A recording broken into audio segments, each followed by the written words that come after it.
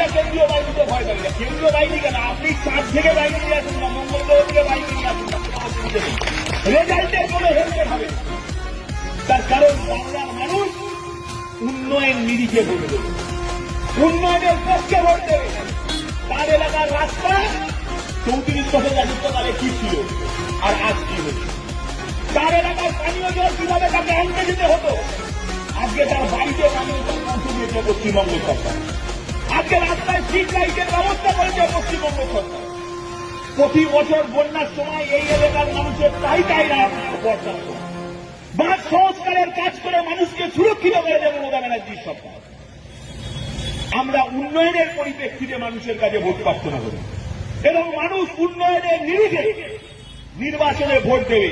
তাতে আধা সামরিক বাহিনী এলো কি, মঙ্গল গ্রহ থেকে এলো কি, সামরিক বাহিনী এলো, তাতে তৃণমূল কংগ্রেসের কিছু যায় আসে।